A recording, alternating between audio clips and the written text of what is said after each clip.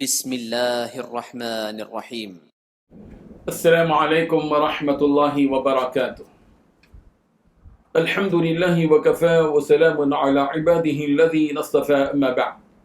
حاضرین و ناظرین، یہ درس نمبر 1299 ہے اور آج سورہ انبیاء کی صرف 2 آیتوں کی تلاوت اور تشریح کی جائے گی، آیت نمبر 71 اور 72، 71 and 72۔ چلیے سب سے پہلے ان 2 آیتوں کی تلاوت کرتے ہیں، لفظی ترجمے اور ترجمے کے بعد تشریح کرتے ہیں۔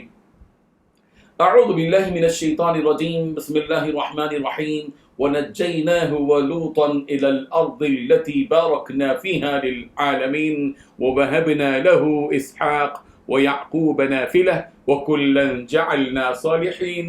صدق اللہ العظیم۔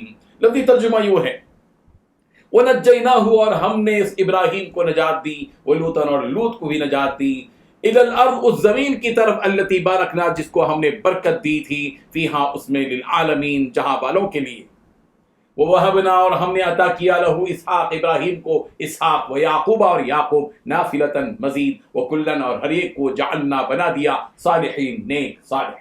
ترجمہ یوں ہے، اور ہم انہیں، یعنی ابراہیم اور لوط کو بچا کر اس سرزمین کی طرف لے گئے جس میں ہم نے دنیا جہاں کے لوگوں کے لیے برکتیں رکھی ہیں، اور ہم نے ان کو انعام کے طور پر اسحاق اور یعقوب عطا کیے، اور ان میں سے ہر ایک کو ہم نے نیک بنایا۔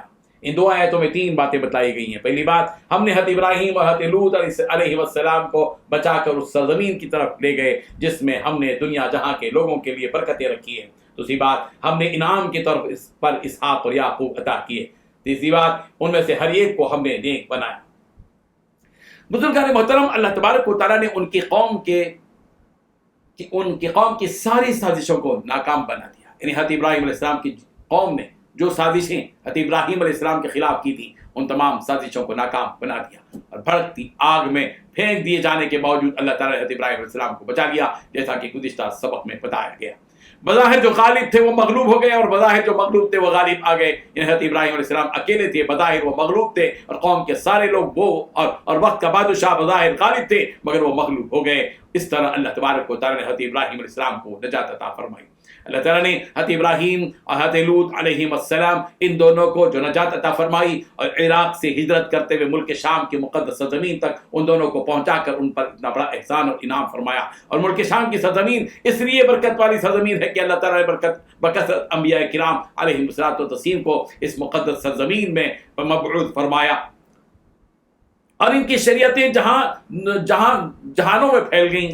اللہ تعالیٰ نے مادی اعتبار سے بھی سرزمین کو، یعنی اس ملک شام کی مقدس سرزمین کو، فلسطین وغیرہ کو، اللہ تبارک و تعالیٰ نے مختلف خصوصیتوں سے نوازا تھا۔ یہاں کی سرزمین ایک طرف تو ایک حصہ سبز و شاداب بھی تھی، اور اس سرزمین میں بکثرت درخت بھی تھے، نہریں بھی موجود تھیں، گویا دنیا اور آخرت دونوں قسم کی نعمتوں سے سرشار یہ مقدس سرزمین تھی کہ ایک طرف یہاں باغات بھی تھے، نہریں بھی تھیں، اور دوسری طرف انبیاء کی بکثرت بعثت بھی تھی۔ مفسرین نے بھی لکھا ہے کہ حشر کا میدان بھی اسی مقدس سرزمین میں قائم ہوگا، ملک شام میں، اور اسی سرزمین میں حضرت عیسیٰ علیہ السلام کا نزول بھی ہوگا، اور اسی سرزمین میں دجال ہلاک ہوگا۔ حضرت ابراہیم علیہ السلام نے جب عراق سے ملک شام کی طرف ہجرت کی تو اس وقت ان کے ساتھ ان کی بیوی حضرت سارہ، حضرت لوط دونوں موجود تھے، اور انہوں نے شرک اور بت پرستی سے بچنے کے لیے ہجرت کی، اور توحید اور اللہ کی عبادت کے لیے ایک اچھے ٹھکانے کو پانے کے لیے سرزمین مقدس یعنی ملک شام کی طرف ہجرت کی۔ ہجرت کے سفر میں حضرت ابراہیم علیہ السلام پہلے حران نامی علاقے میں اترے، پھر مصر کی طرف کوچ کی، پھر ملک شام کی طرف لوٹے اور فلسطین میں قیام کیا۔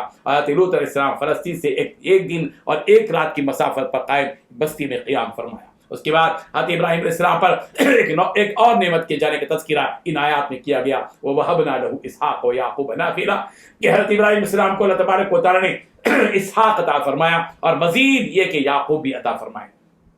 اللہ تبارک و تعالیٰ نے حضرت اسحاق کی شکل میں ایک اولاد عطا فرمائی، اور عطیہ اور تحفے کے طور پر نفل کے درجے میں اللہ تعالیٰ نے حضرت یعقوب کی شکل میں ایک اور نعمت عطا فرمائی۔ حضرت ابراہیم علیہ السلام کے بیٹے اسحاق، اور اسحاق کے بیٹے یعقوب، اور پھر اسی یعقوب سے وہ بچے تھے جو حضرت یوسف علیہ السلام، ان کے بنیامین اور یہودا وغیرہ وغیرہ۔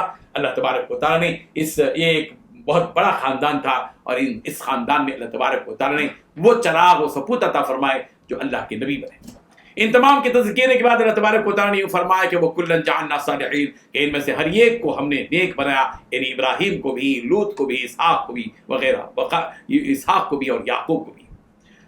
یہ سب ایسے تھے جو اپنے رب کی اطاعت بھی کرتے تھے، اور برے کاموں سے بالکل پرہیز بھی کرتے تھے. بعض مفسرین نے فرمایا کہ ہم نے ان میں سے ہر ایک کو نیک بنایا کا مطلب یہ ہے کہ ان میں سے ہر ایک کو ہم نے نبی بنایا, کہ یہ سارے کے سارے نبی بنائے گئے, جیسے کہ حضرت ابراہیم بھی نبی, حضرت لوط بھی نبی, حضرت اسحاق بھی نبی, حضرت یعقوب بھی نبی, حضرت یعقوب کے بیٹے یوسف بھی نبی.